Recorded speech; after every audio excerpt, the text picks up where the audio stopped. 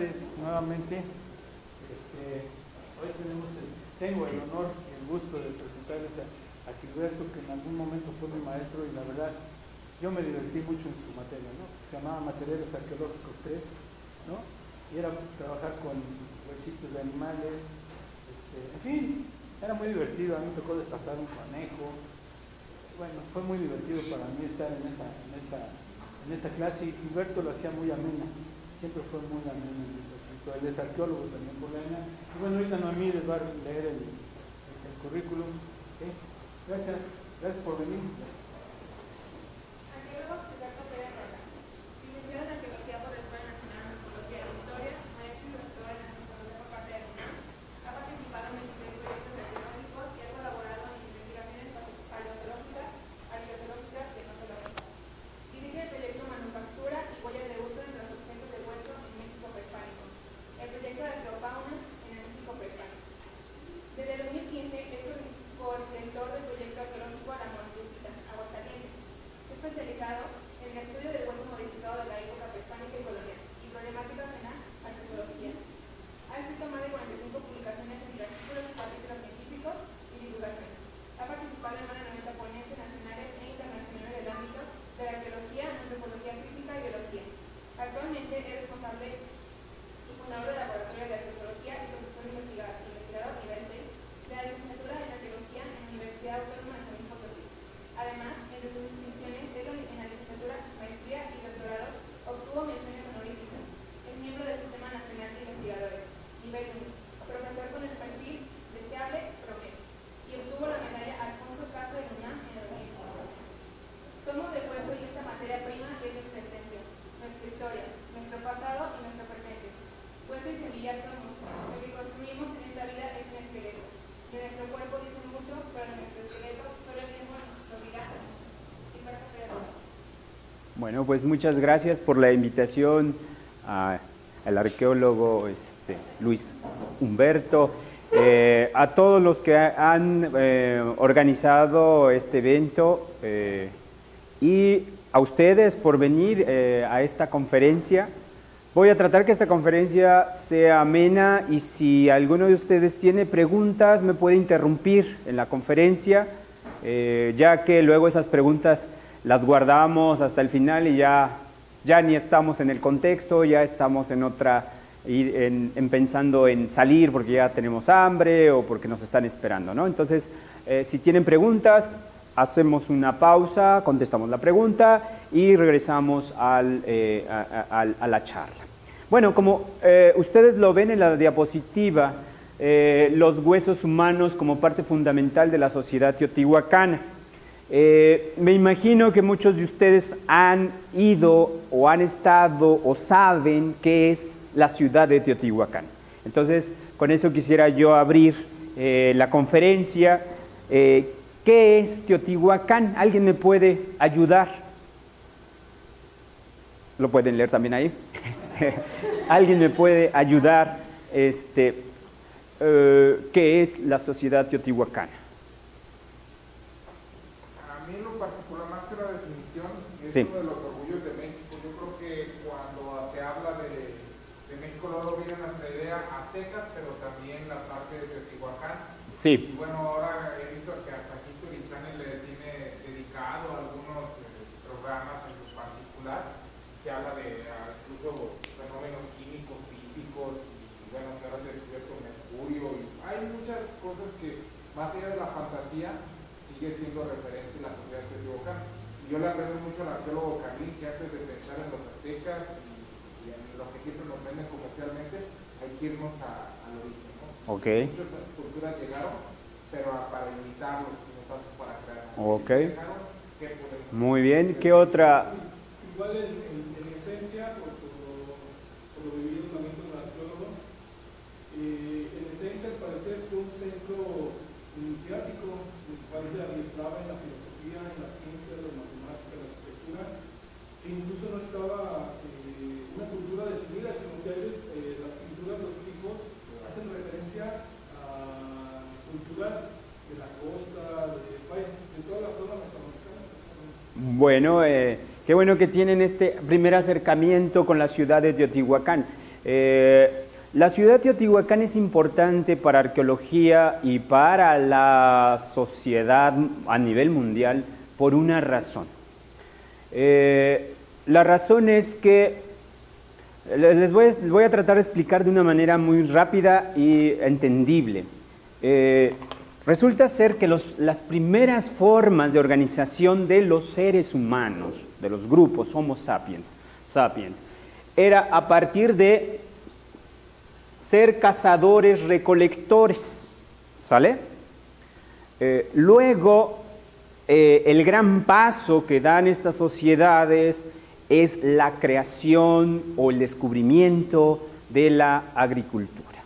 Entonces, estos individuos se convierten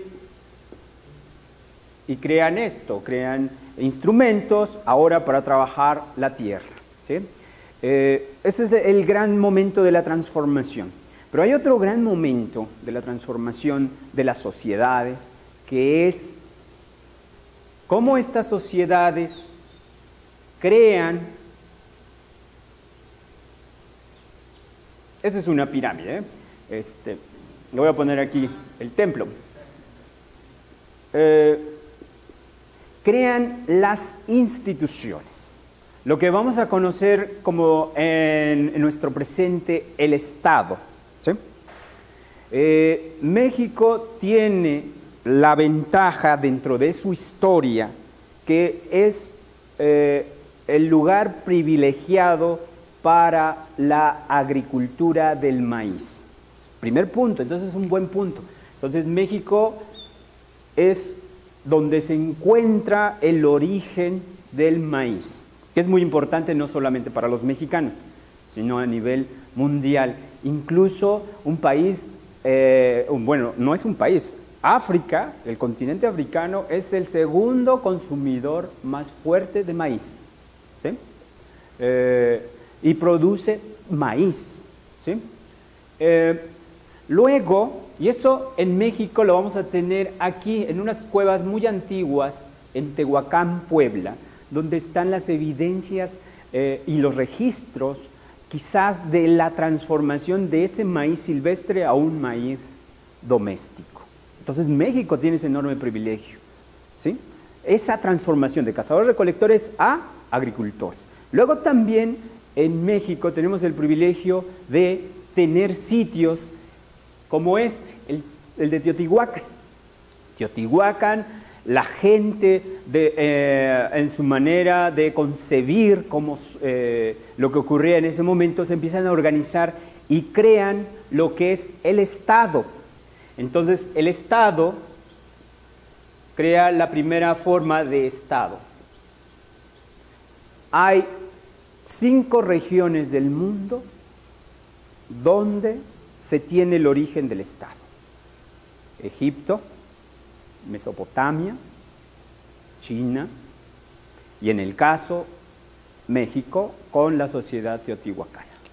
Entonces Teotihuacán, aparte de tener esta enorme grandeza monumental, de esta enorme grandeza entre sus objetos como cerámicas, puntas de proyectil, todo lo que es la lítica, la obsidiana y otras cosas más, tiene esta particularidad que muy pocos saben que es un centro donde se origina esta complejidad llamada Estado, ¿sí? Entonces para los arqueólogos es un sitio que nos da información, nos da preguntas, ¿no? ¿Por qué una sociedad agricultora se tuvo que organizar para formar un Estado?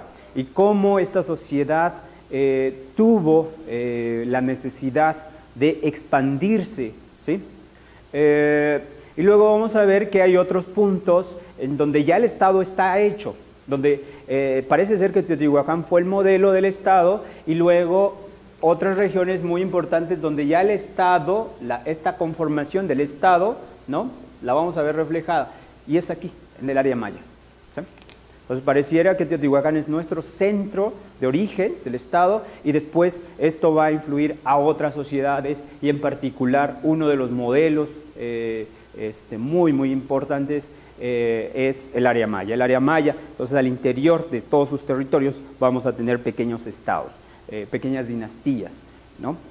Bueno, esa es una parte importante. Aparte que, como dice ahí la lámina, pues Teotihuacán fue una de las primeras civilizaciones más grandes e importantes del continente americano.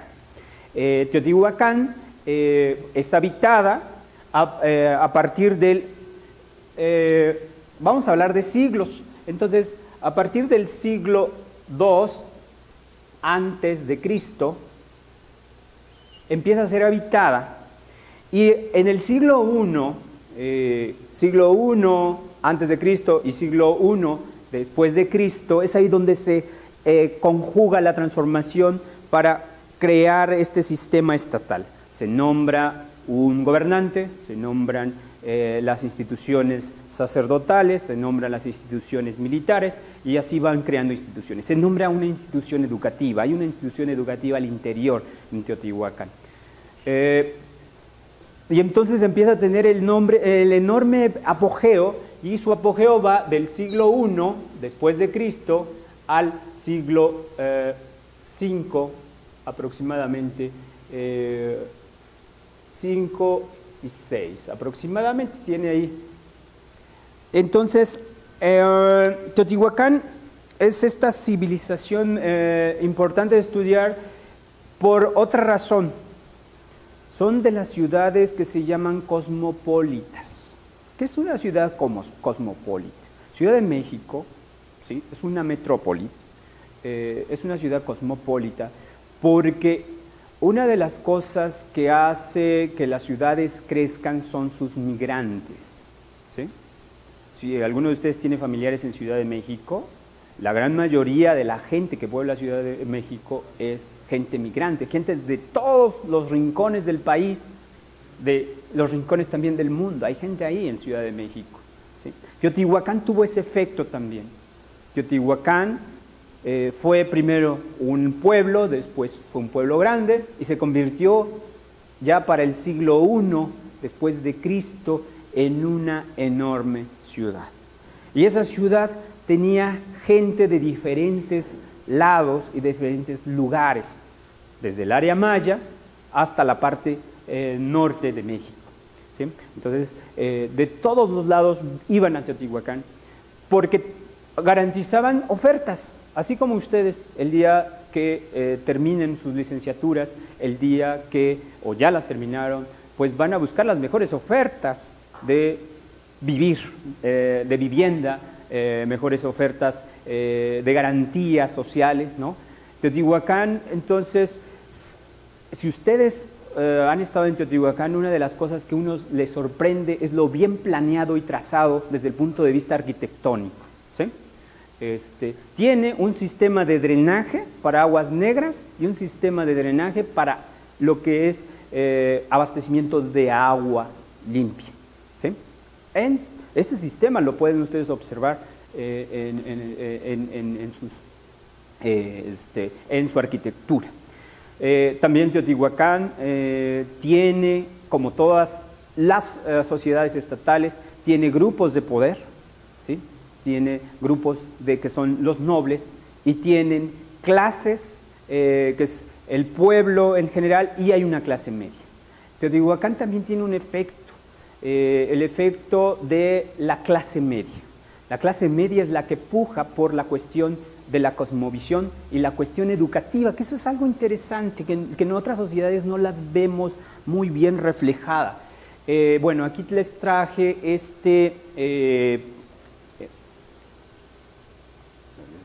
no, es el otro, sí, perdón. Este pequeño, esta es la pirámide del Sol en Teotihuacán, y veamos cómo está conformada la sociedad. La base principal de Teotihuacán van a ser los campesinos y trabajadores asalariados, en el sentido de trabajan por no una moneda, sino por bienes, que pueden ser bienes alimenticios, un tanto de maíz, un tanto de frijol, un tanto de tortillas, un tanto de elementos para llevar a su casa. Dentro de estos trabajadores tenemos a los grupos de los albañiles, que se requirió muchas manos de obra, También dentro de este grupo vamos a tener a los migrantes, ¿sí? Los migrantes los vamos a tener reflejados tanto en esta estratigrafía o en este estrato. Luego vamos a tener a los artesanos domésticos. Los artesanos domésticos, pues como su nombre lo indica, van a crear todos estos objetos que les van a servir de intercambios, estos objetos que van a ser de la vida cotidiana, desde un cajetito para jalar el agua hasta recipientes para tomar el agua tibia o el caldo, etc. Este tipo de artesanos pues van a tener implicaciones muy importantes dentro de la ciudad porque también van a hacer comercio. Una de las cosas que tiene Teotihuacán son grandes espacios, ¿sí? No sé si ustedes han caminado sobre la Calzada de los Muertos. La Calzada de los Muertos tienen varias plazas conectadas todas y en medio en ocasiones tenemos altares. Bueno, ahí se ha pensado que estas plazas sirven precisamente para hacer el intercambio, para hacer el tianguis, la palabra del tianguis, que luego yo estoy en San Luis Potosí y la palabra de tianguis como que desaparece, ¿no? Allá se le llama mercado, ¿no? No hay un día de tianguis, se llama un día de mercado, ¿no? Aquí, hablando de esa parte, ¿dónde entraría la policía? La policía estaría un poco acá, estaría como parte de cercana a las clases nobles, ¿no? O estaría dentro de lo que serían las clases nobles, sacerdotes y guerreros. Los guerreros desde manera genérica para designar tanto a estas personas que dentro de la ciudad crean o tratan de dar seguridad a la sociedad. Luego tenemos al grupo de los migrantes que también tienen sus tradiciones, recuerden, no sé si la gran mayoría haya nacido aquí en León, Guanajuato, cuando uno va a la Ciudad de México, pues se trata de llevar hasta la comida, ¿no? Se trata de llevar, no sé aquí que sea típico de comida, pero lo que van ustedes luego a ver en las grandes ciudades es que la gente trata de replicar la comida de sus lugares de origen, ¿sí? Entonces, y los migrantes, van a ser comerciantes, fíjense, eso es muy interesante. Hay un fenómeno en la actualidad, no sé si ocurre aquí en León, Guanajuato, haya gente de Oaxaca, y cómo esta gente de Oaxaca por ejemplo en San Luis, va a Oaxaca, va a visitar a su gente y se trae un montón de cosas, desde el queso oaxaqueño, el pan, hay cecina, o sea, se trae maletas, ¿no? Y es así, los migrantes son muy importantes dentro de las sociedades, dentro de estos tipos de ciudades, porque nos van a llevar información, llevan los chismes, ¿sí? Lo que está pasando a grandes distancias, ¿sí? Luego tenemos aquí otro grupo consolidado que son los comerciantes. Los comerciantes es precisamente esta gente que tiene el interés de viajar por diferentes partes de los territorios, pues primero para adquirir materias primas que dentro de la ciudad saben que las necesitan. Las plumas, por ejemplo. Si ustedes han visto los murales en Teotihuacán, están llenos de plumas. Las plumas son unos elementos muy valiosos, ¿no? Y son plumas de colores muy llamativos. Entonces, esto quiere decir que muchos de estas aves sean de zonas tropicales, son zonas muy húmedas, que en Teotihuacán, por lo que sabemos con el clima, era un clima templado, húmedo.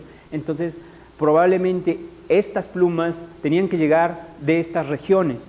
Tenemos también la presencia de piedras verdes que no son de origen de ahí, de Teotihuacán, en la minería o en las cuestiones geológicas, pues no existen localmente. Entonces, piedras verdes, piedras azules, la pizarra.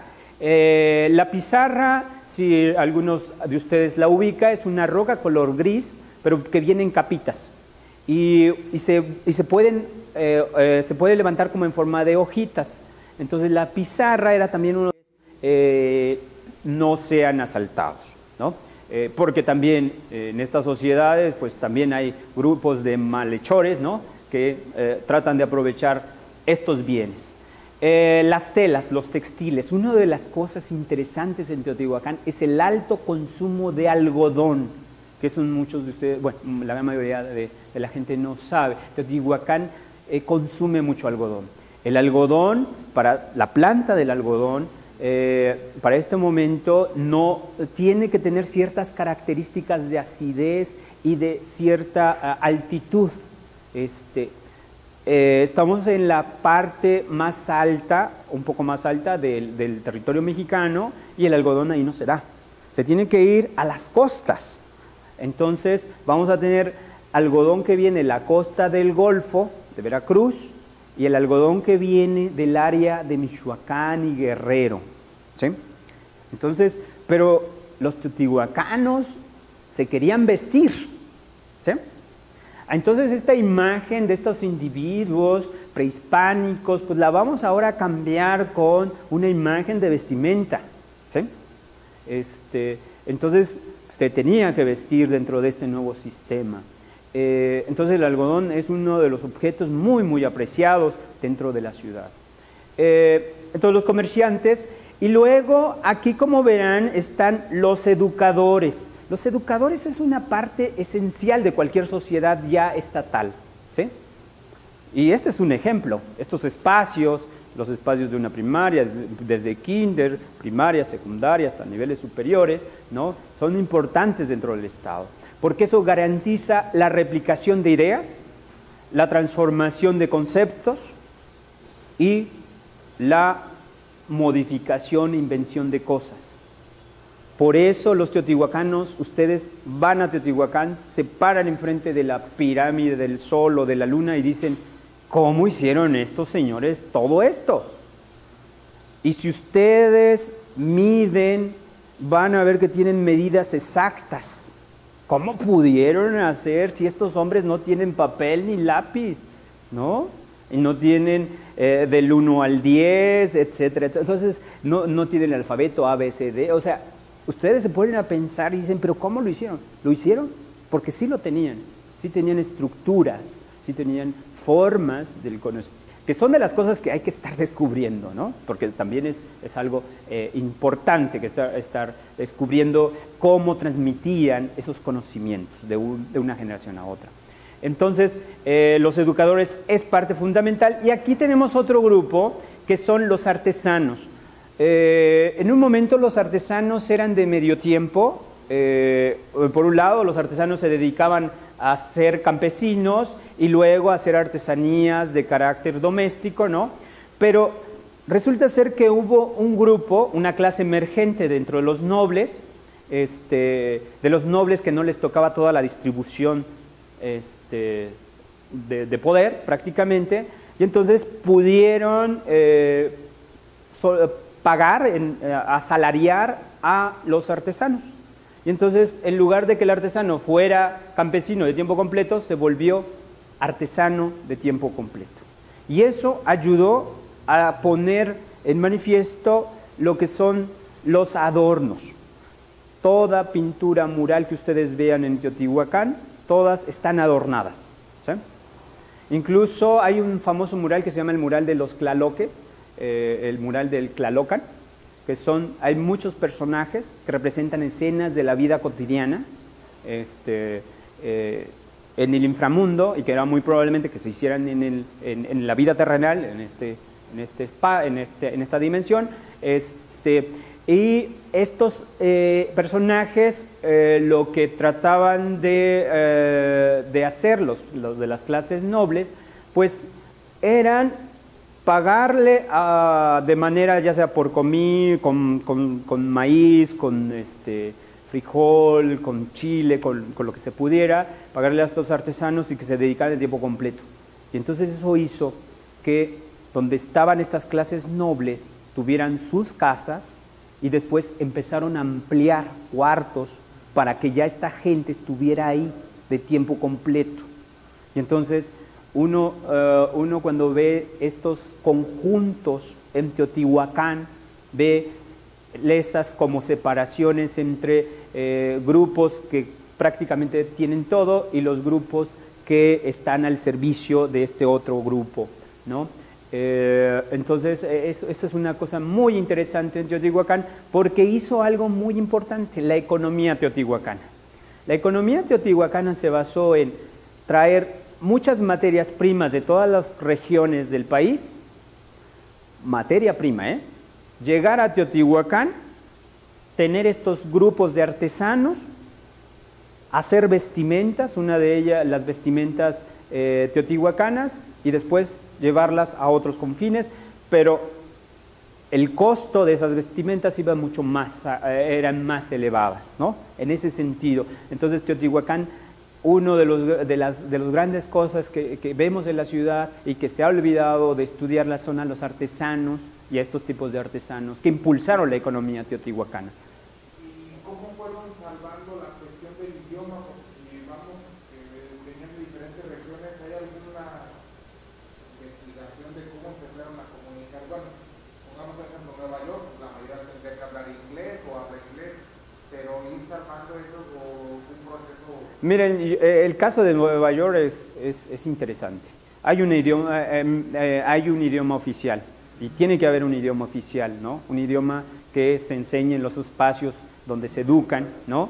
Pero también en los barrios de Nueva York, donde están los mexicanos o donde están los grupos latinoamericanos, pues hablan español. Entonces, es muy probable que se haya repetido esto así. No sé si se acuerden de la ponencia de este arqueólogo Archer, Jorge Archer, que les vino a presentar lo del barrio oaxaqueño, que es un barrio migrante, y que este barrio zapoteca, pues muy probablemente hablaba del idioma zapoteca, pero cuando iban a la parte ya del trabajo o que sea contratado para la cuestión a lo mejor de la albañilería, porque los zapotecos se van a caracterizar, una parte de los zapotecos se van a caracterizar para el trabajo de la albañilería en Teotihuacán. Entonces iban a la albañilería y tenían que ser contratados y a la hora de hablar pues en el idioma oficial. Quizás el idioma oficial pudiera ser, ¿no? Eso pues yo no soy experto en la parte de la lengua, pero quizás sea una especie de náhuatl que después a lo largo de siglos pues sobrevivió en la Cuenca de México, ¿no? Pero podría ser ese idioma oficial si quisiéramos ponerle algún idioma a esta sociedad, ¿no? Complementar esta parte, ¿uno podría llegar a ser migrante y luego ascender en la estructura Sí. o era muy cerrado? Las estructuras, uno puede ascender a las estructuras, ir a llegar a ser clase noble mediante lo que se llaman oblaciones. ¿Y qué es una oblación? La oblación está relacionada más que nada a qué tanto le sirves a un dios, ¿sí? Incluso para ser guerrero, ¿sí? Una de las oblaciones más importantes para subir de lo que es el rango más bajo, que es un raso, ¿no? Para subir a otro rango, tenía que haber atrapado, lo dicen las fuentes del siglo XVI, pero en los mexicas, tenía que haber atrapado a un guerrero vivo y enemigo, vivo. Y como oblación era llevado al templo principal, en este caso, Sociedad Mexica, el templo mayor, y haberlo ofrecido para el sacrificio. ¿Sí? Y entonces, lo que hacen ahí, suben de rango. Y quizás, muy probablemente, esta forma de ir subiendo de una clase a otra sea precisamente esto, ¿no? Por lo tanto, vamos a ver que hay, en esta situación de la sociedad teotihuacana, pues suele ser interesante desde varios puntos de vista porque cuando el arqueólogo excava encuentra ofrendas, ¿sí? Y resulta ser que esas ofrendas, todos estos materiales que el arqueólogo encuentra, como en las ofrendas, en las pirámides o en los templos o en los altares, pues son objetos muy bien elaborados desde varios puntos de vista, desde el punto de vista simétricos, desde el punto de vista estéticos, ¿sí? Muy bien elaborados. Esto quiere decir que los artesanos les tuvieron que dar cierta exigencia para decir, no, mira, tu mascarita no te va a servir, así es que te haces otra y la haces bien, ¿no? Y entonces tenía que tener una... Y fíjense que la artesanía en roca, en otros elementos que sobreviven a lo largo del tiempo, la artesanía, incluso la cerámica, está muy bien hecha, la cerámica que va a ser para este tipo de actos, ¿no? Entonces pareciera que sí existiera una exigencia de calidad. Bueno, los sacerdotes son uno de los ejes más importantes en la sociedad. Vean ustedes los ejes más importantes: los educadores, los artesanos, los sacerdotes y en este caso los gobernantes. Bueno, se ha hablado de los gobernantes, no hemos tocado el tema, pero los gobernantes, hay varias ideas o hipótesis de quiénes eran, cuántos gobernantes había en Teotihuacán. Se piensa que fueron 4 gobernantes, porque Teotihuacán tiene en su arquitectura, está trazada de la calle de los Muertos, ese sería un eje, este eje que corre de norte a sur, si no mal me acuerdo, y luego tenemos el de la Pirámide del Sol. Ahí sale otro eje, otra calzada que ya no la vemos porque está debajo de todas estas, de todos estos pueblos aledaños. Ahí hay otra calzada y entonces se divide en 4 grandes sectores la propia ciudad. Recuerden que la ciudad tiene aproximadamente 20 kilómetros cuadrados, es una ciudad muy muy grande. Y para ser una ciudad grande también se tendría que dividir al interior y quizás tendríamos ahí estos 4 gobernantes. Bueno, esta es una hipótesis de la doctora Linda Manzanilla, quien está actualmente estudiando a cada uno de estos sectores. Y ella dice que en los sectores hacia el sur vamos a tener que la deidad más representativa es el dios Tormenta, que luego se va a transformar en el dios Tlaloc.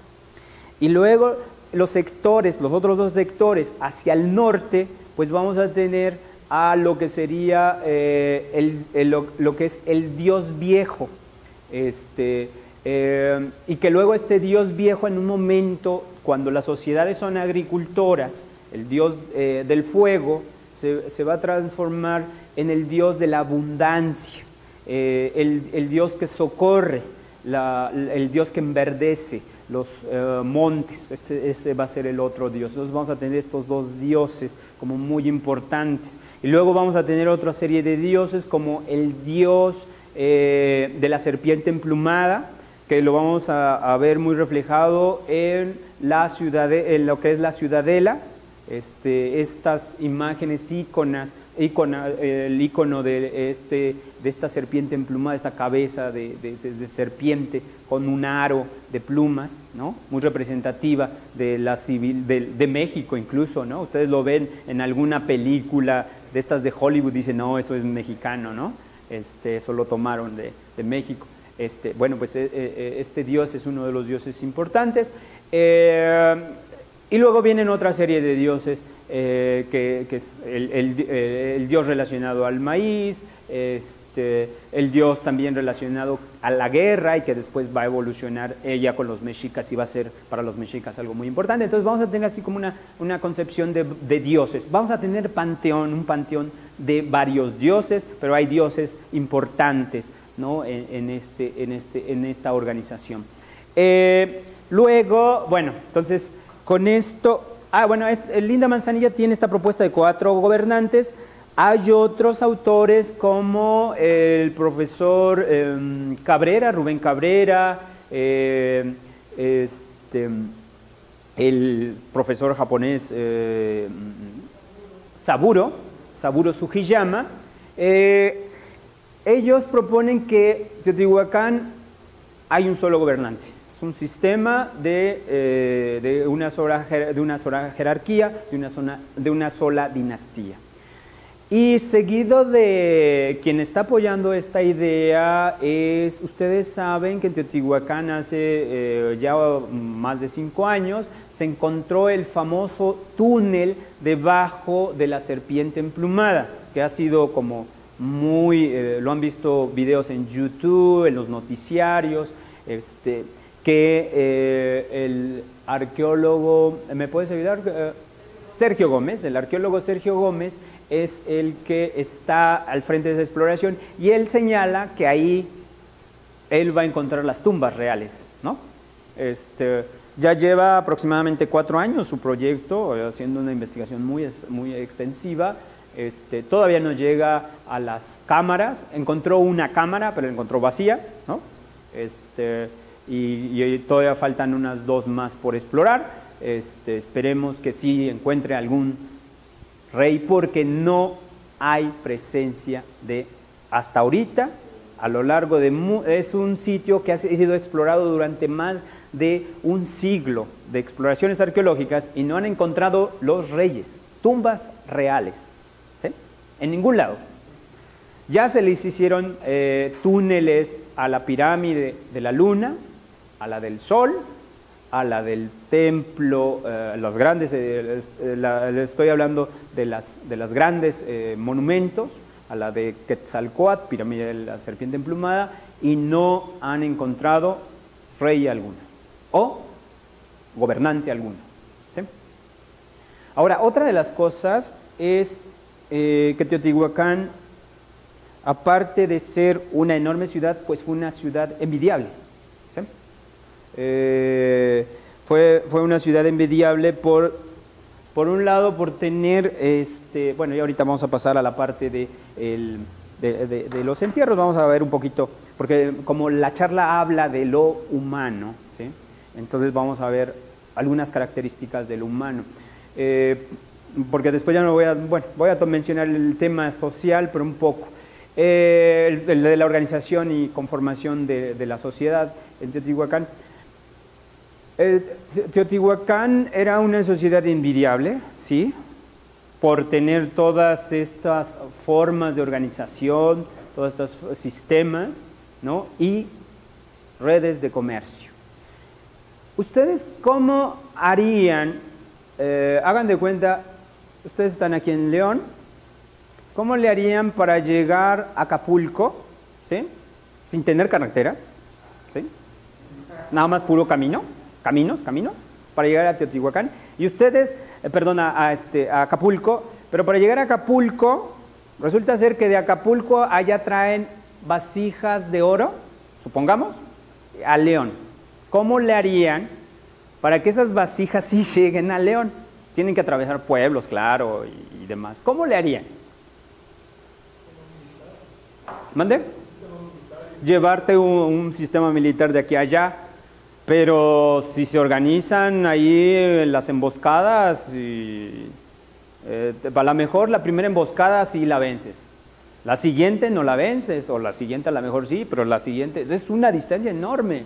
¿Cómo creen que le hicieron los teotihuacanos? Yo creo que pasa mucho a la conveniencia, a la amistad. O sea, si yo te voy alivianando con que te voy a dar maíz en cierta época, cuando yo vaya necesito que tú me protejas, porque van a quedar 2 o 3 días suficientes y exacto. Voy intercambiando favores para poder... Exacto, a partir de las relaciones de comercio y a partir de las relaciones de parentesco también. Abrir relaciones de parentesco, abrir las relaciones de parentesco en una boda, que pasa en una boda. No solamente se casan los primos, sino que se abren relaciones de parentesco, ¿no? Incluso la boda gira en la relación del parentesco, la nueva familia con la otra nueva familia. Eso es el hecho, las relaciones de parentesco abren puertas, ¿sí? Y también el comercio. Pero ellos se dieron cuenta que a cierta distancia, que el maestro García Cook, ya falleció, decía que la distancia que los teotihuacanos midieron o hicieron era poner sitios, si no encontraban un sitio a cada 25 kilómetros, hacían un sitio los teotihuacanos. Entonces iban así, como brincando. Teotihuacán tuvo una ruta muy importante que era hacia la ruta de Veracruz. Y entonces lo hicieron así, fueron abriendo sitios. ¿Por qué hacia Veracruz? Por dos razones: el algodón, los materiales tropicales, las maderas y las conchas. Bueno, eso es la parte, las conchas y los bienes que vienen del mar, ¿sí? Todo lo que viene del mar son parte de la concepción del inframundo. Era la única manera de cómo entrar al inframundo de manera directa, y es yéndose al mar. Entonces, lo que sacaban del mar llegaba a Teotihuacán y tenían esa ruta. Igual la hicieron para Oaxaca, para ir a la capital de Oaxaca, donde está Monte Albán, ¿sí? Entonces, abrieron rutas con relaciones. Entonces, esas rutas permitieron fluir materiales, permitieron fluir ideas, y la ruta de Oaxaca hacia el Istmo, y del Istmo hacia el área maya. Entonces esa ruta fue muy importante. La ruta de Veracruz, a lo que es el puerto de Veracruz, ahí hay unos sitios que es Chachalacas y otros sitios arqueológicos, en lo que es ahora la ciudad de Veracruz. Era importante porque habrían rutas marítimas.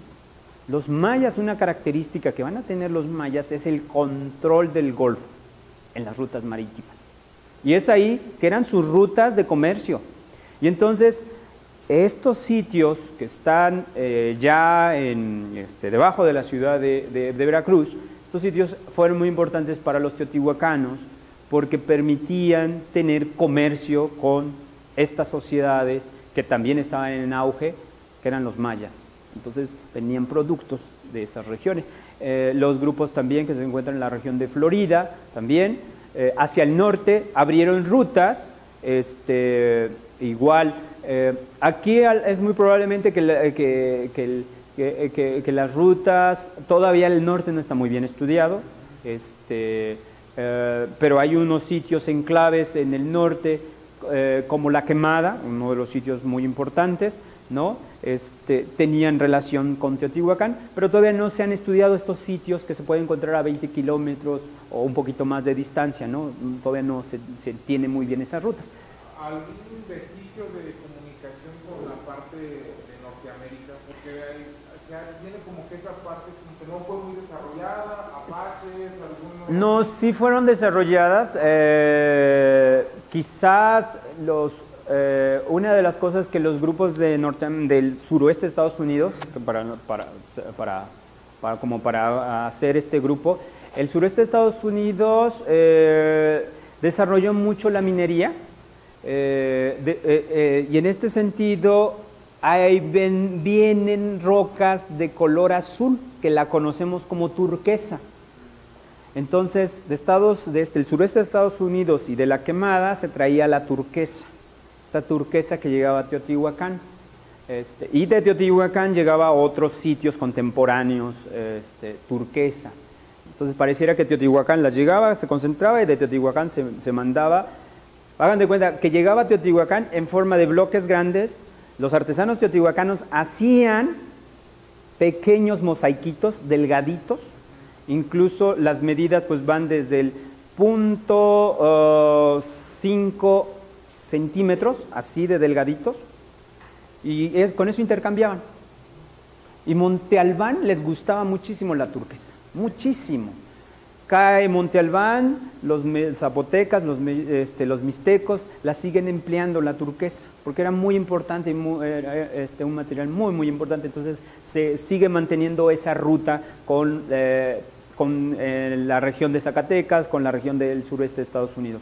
Esa es la ruta que llevan. Bueno, entonces lo que vamos a ver es que en Teotihuacán va a haber incluso formas de enterramiento, diferentes formas de enterramiento. Es decir, que parece ser que en un momento el Estado tiene diferentes religiones al interior. La ciudad de Teotihuacán tiene como diferentes religiones por la forma de enterrar. Y llega un momento en que el Estado dice, la religión oficial va a ser esta, y así, y de esta manera los vas a enterrar. Entonces, al abuelito lo enterramos a lo mejor extendido. Pero el papá lo vamos a enterrar según el estado de forma sentada, que se llama sedente. ¿Sí? Y esa va a ser la manera en cómo el Estado, desde el punto de vista ideológico, empezamos a ver entierros sedentes. Pero resulta ser que, por ejemplo, los zapotecos traen a sus dioses, ¿no? Ahorita vamos a ver un caso. Yo creo que Archer les enseñó ese caso. Sería como retomar un poco. Bueno, los entierros secundarios. Bueno, hablamos de entierros primarios. ¿Recuerdan? El entierro primario, todas las partes anatómicas están relacionadas, es decir, así como nosotros estamos articulados, así lo vamos a encontrar. ¿Sale? El entierro secundario, dice, es donde los restos fueron colocados originalmente con carácter primario, es decir, como entierros primarios, y posteriormente removidos, lo que ocasionó un reagrupamiento en el que se pierde la relación anatómica. Vean ustedes este caso. Vean ustedes este caso. Aquí ya perdimos la relación anatómica. Como en el caso este del abuelito, que volvemos a descubrir el abuelito y ya está hecho huesos. Levantamos sus huesos y los ponemos en otro lugar. ¿Sí?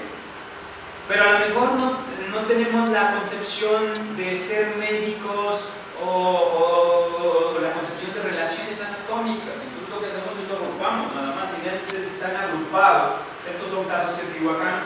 Este es el entierro 23 en Teotihuacán. Bueno, este también es otro caso donde nada más vemos montones de huesos. ¿Sí?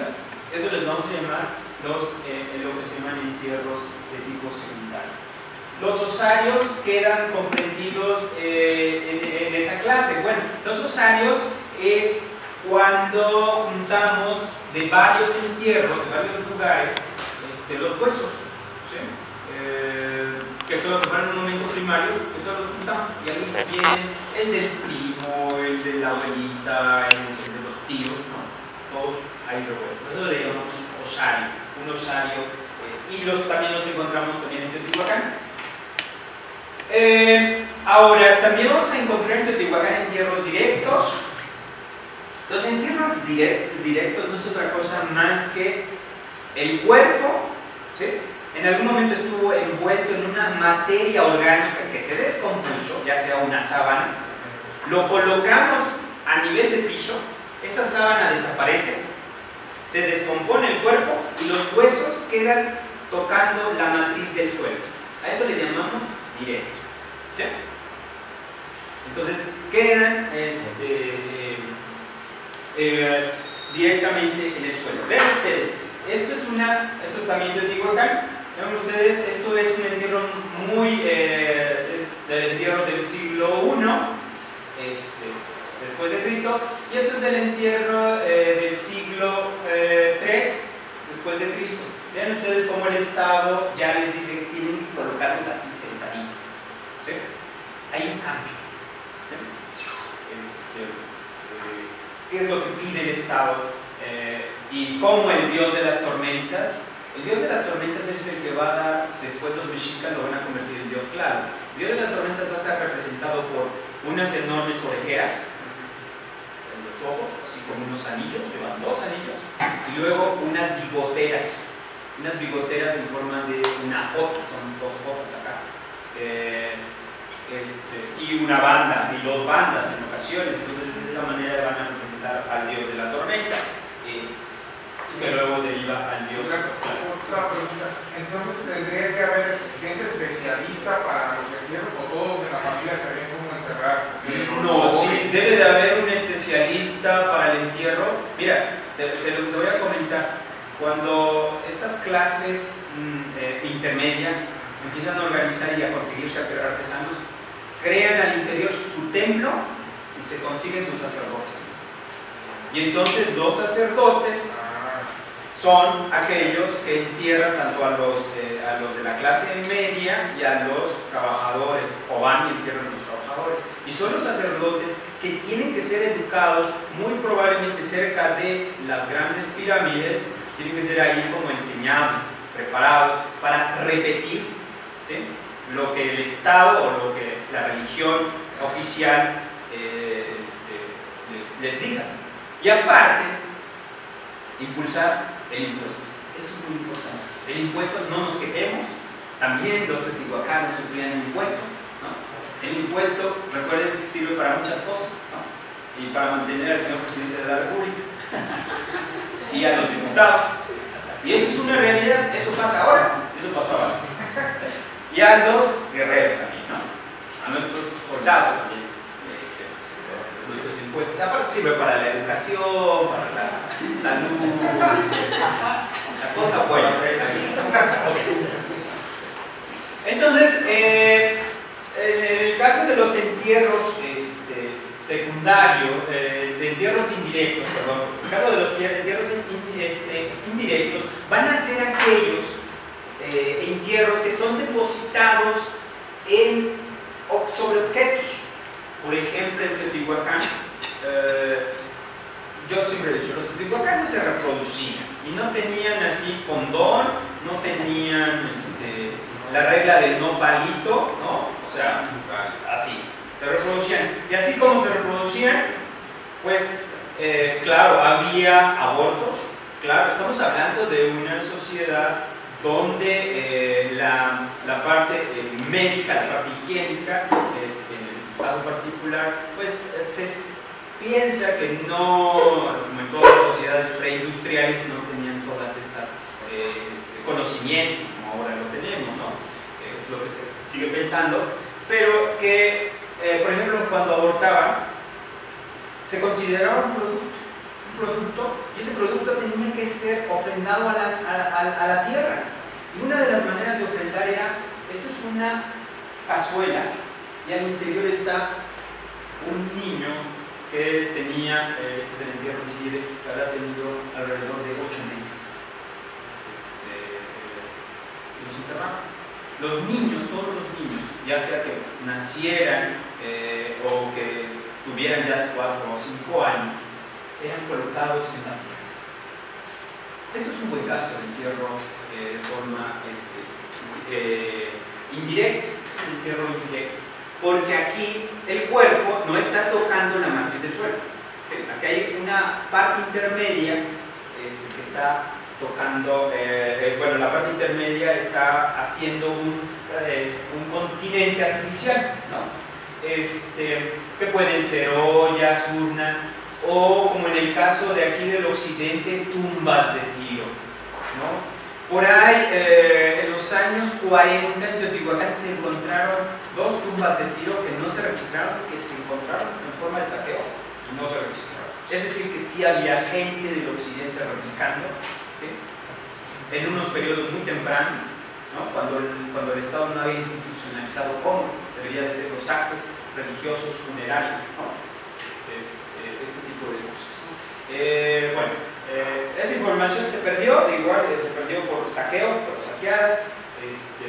Vean ustedes las formas, todas estas formas se han encontrado en Teotihuacán en periodos muy tempranos, ¿no? Todas estas, las formas de enterramiento, pero estas son como las más tradicionales que el Estado pedía, ¿no? Y eso en una de las conferencias, en la parte que el profesor Jorge Archer les mencionaba, creo que trae uno de este trabajo, no sé si recuerdan que muy probablemente lo menciona porque de su tesis de licenciatura lo retomé, este trabajo. Vean ustedes, en el barrio oaxaqueño, los oaxaqueños, zapotecas, los hacían en una cámara, ¿sí? Los colocaban extendidos, ¿no? Pero ¿qué pasa? Luego ya se les pide a los oaxaqueños que los entierren de esta manera, ¿no? El siguiente entierro lo colocan así, ¿sí? Pero hay cosas que a veces en la arqueología no entendemos. En el barrio oaxaqueño uno encuentra a un dios que se llama el dios Ocío, que es el dios más importante en la región de Oaxaca, y lo encontramos ahí en el barrio de Oaxaca. Y no encontramos al dios de las tormentas. Entonces parece que el Estado O una de dos. Llegaban y alguien tenían ahí a la entrada y decían, oigan, ya viene alguien del Estado, saquen al Dios principal tutelar. No, ahí está. Ya se fue. Saquen al Dios Cosío. Se acaba el Dios Cosío, ¿no? Y resulta ser que en estas ofrendas aparece el Dios Cosío al interior, ¿no?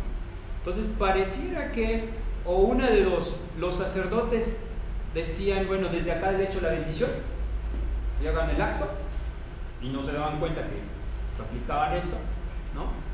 O la otra, pues había como pues cierta corrupción o cierta manera de permitir, ¿no? A unos sí y a otros no.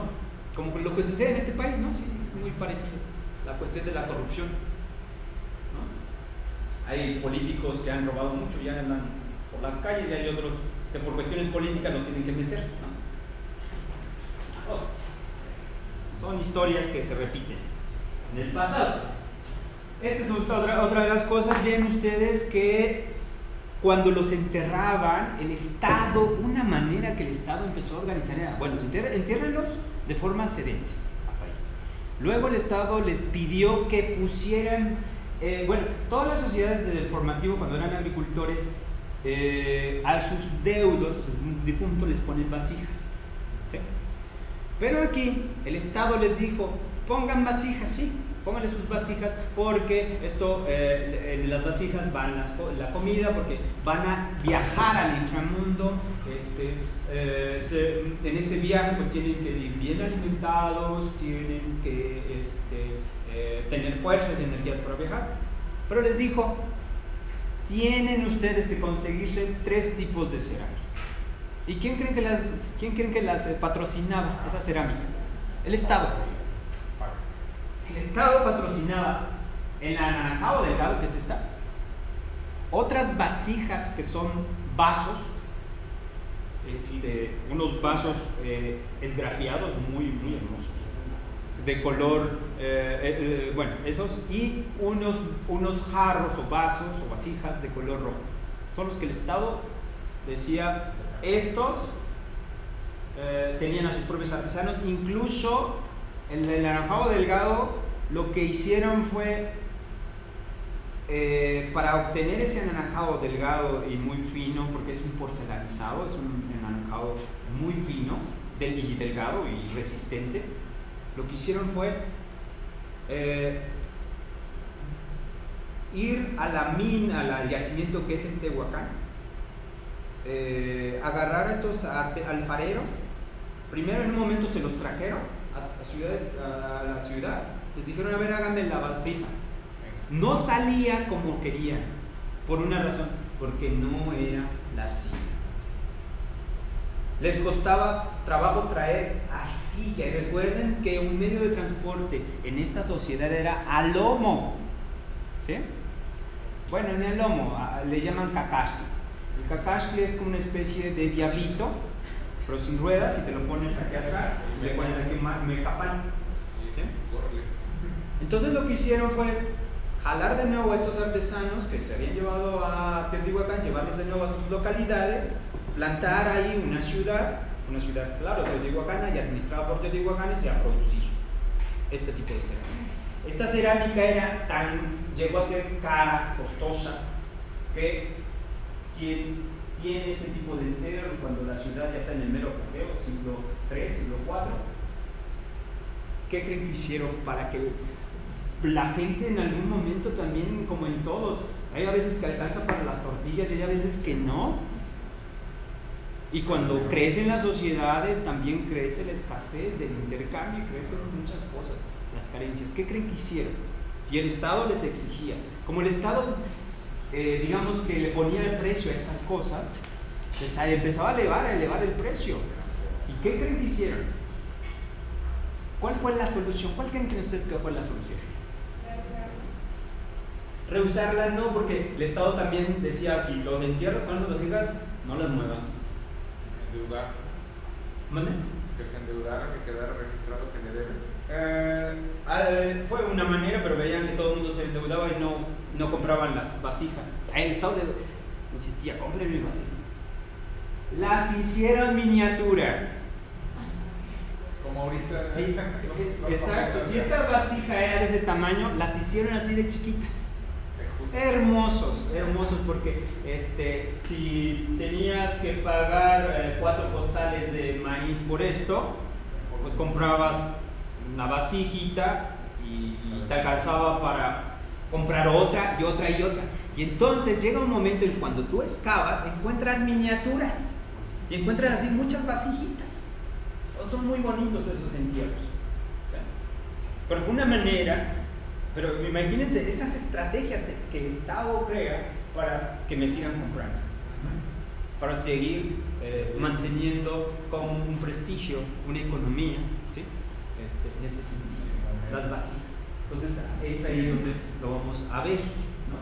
Es una de las problemáticas interesantes con respecto a esto.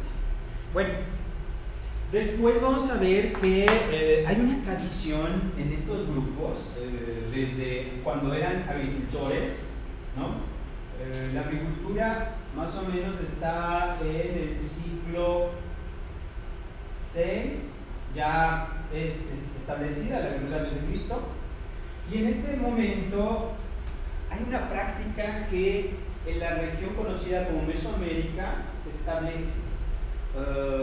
Se establece quizás, algunos autores dicen que es por moda, otros es para dar identidad, que es deformarse el cráneo.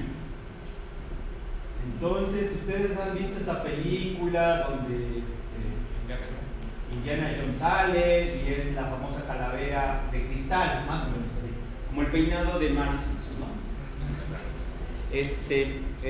Bueno, la deformación craneal, ¿sí? Es una práctica que se empieza a hacer desde estos siglos, ya desde estos siglos, se empezó a hacer como parte quizás de una distinción para distinguir, bueno, usted es el cacique y los otros no, pero después como que se populariza.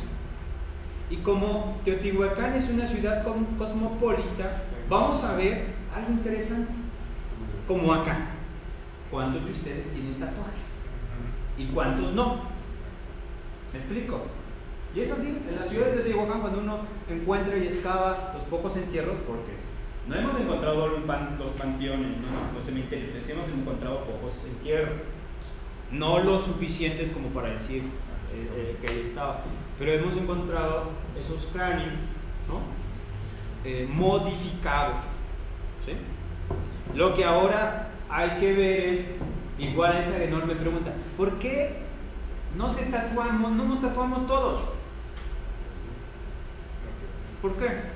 Es igual, yo creo que esa también tendría que aparecer una pregunta así como, bueno, estamos en una gran población, ¿por qué todos nos modificamos el cráneo?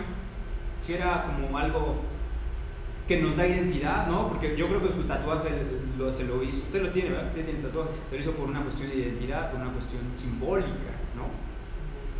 Entonces, ¿sí? Entonces hay deformación craneal, hay mutilación de dientes, en el caso que les vino a presentar el profesor Archer, las mutilaciones de dientes. También es lo mismo como el tatuaje. No todos, cuando uno excava en Teotihuacán, no todos van a tener los dientes limados o con estas incrustaciones, no todos. Entonces va a haber unos que sí y otros que no. Quizás en el caso, por ejemplo, de los dientes, unos autores dicen que es por moda, otros que dicen que es por identidad, otros dicen que es por estatus social, ¿sí?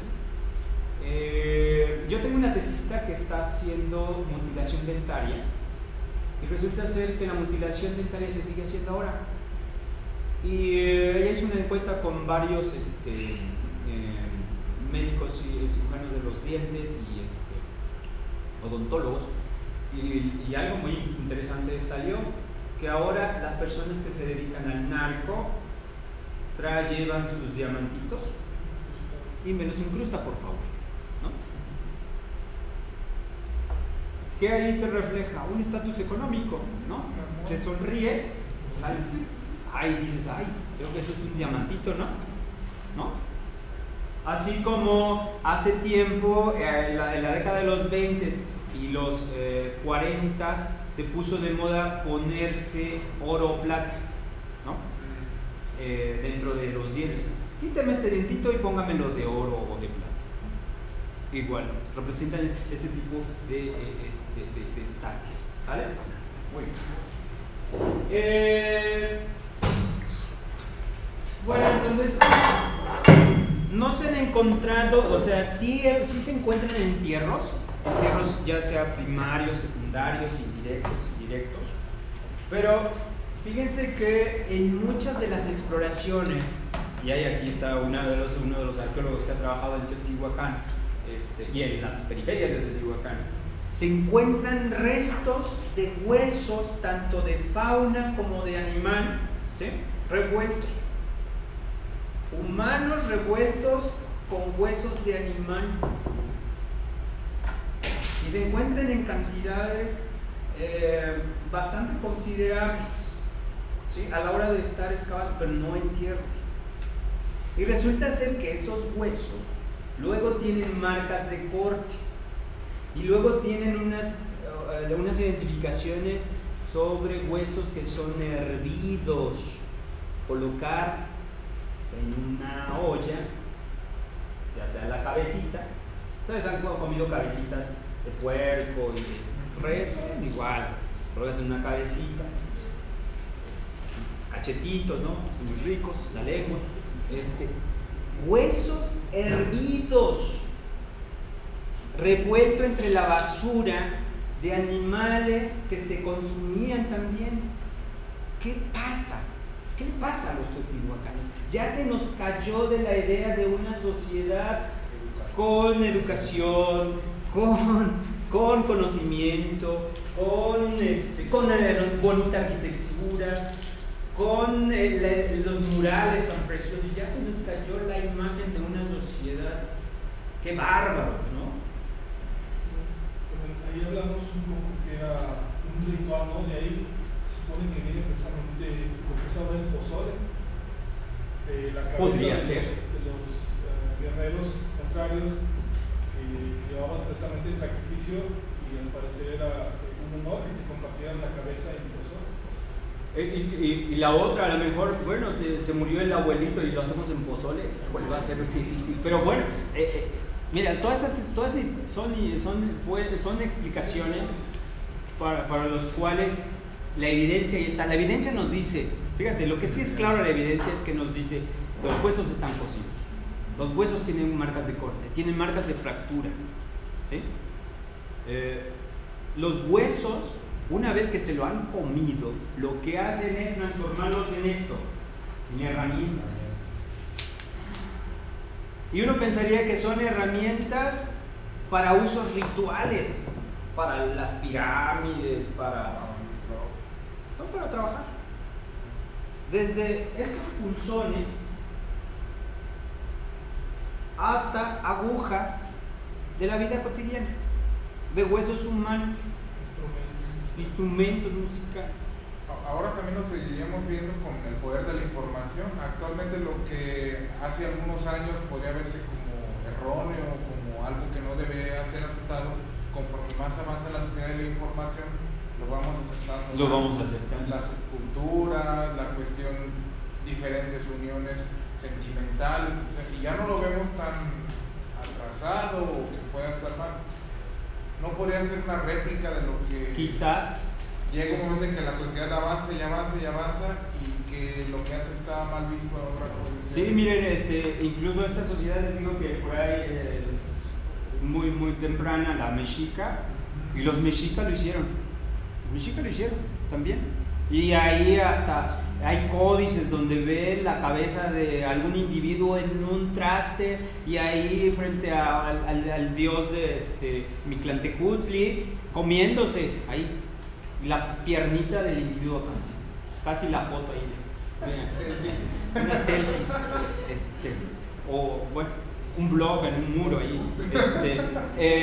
pero se replicó, pero en Teotihuacán se ve que es como que se acentúa, y después lo vamos a ver en muchos lados, ¿no? Bueno, Bueno, para llegar a esto, pues claro, el arqueólogo tiene que hacer como juntarse con diferentes disciplinas. Una de ellas, el propio, creo que nada más Archer era el único antropólogo físico. David, Jorge Archer, los antropólogos físicos, ¿no?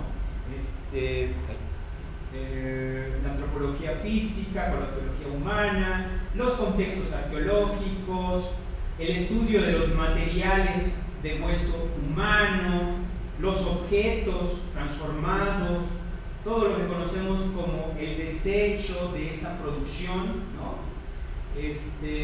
Tener metodologías para acercarse a estudiarlos. La cuestión tafonómica nos hace hincapié miren, cuando los huesos son enterrados, o un cuerpo es enterrado, pues va a sufrir diferentes estadios de descomposición y va a sufrir diferentes estadios para llegar a ser calavera, hueso, osamento. Entonces la tafonomía se encarga precisamente de estudiar todos esos procesos, todos estos procesos, ¿sí? Y la traseología se va a encargar de estudiar las huellas. Una huella puede ser causada desde una roca sin acción humana y otra huella puede ser causada por una obsidiana, pero esa obsidiana controlada por un ser humano, ¿no? Entonces va a haber como patrones diferentes, ¿sí? Entonces, en este caso es toda, bueno, les tenía que dar esta información para el estudio que nosotros hicimos por ahí del 2009 hasta el 2013. Estudiamos alrededor de 20 lugares en Teotihuacán donde había colecciones de este tipo y fueron 1509 huesos, ¿sí? Huesos tanto animales como humanos, ¿sí? Estudiados. Y bueno, aquí les hablo de manera general. Esta es la metodología. Lo que hacíamos era primero identificar si eran de animal, de qué especie, si eran de qué parte anatómica, si eran del brazo, si eran del cráneo, y después clasificarlos, qué herramientas eran, y si no eran herramientas, si eran desechos de la producción, ¿sí? Porque no todo el hueso se ocupa. Va a haber hueso donde el tejido esponjoso, ¿sí? No va... No, hoy les fue chido, estamos 5 arqueólogos aquí. La neta, ¿no? Está Marta, también Marta es arqueóloga, también de la Universidad de Zacatecas, Fabiola de la ENA, Gamboa también de la ENA, Gilberto de la ENA, de la ENA, enanos. Sí. En verdad es un placer, muchas gracias Gilberto, en verdad es chidísimo escucharte, aprendimos un tanto. Y bueno, ya estamos planeando la otra semana de arqueología, así como quedamos. Claro, muy bien, bueno, muchas gracias. El proyecto cultural en nombre hispánico, ortografía de reconocimiento al arqueólogo Gilberto Pérez Rosa, por su manable aportación en la quinta semana de arqueología en León, con la conferencia de huesos humanos como parte fundamental en la sociedad cultural. Un aplauso.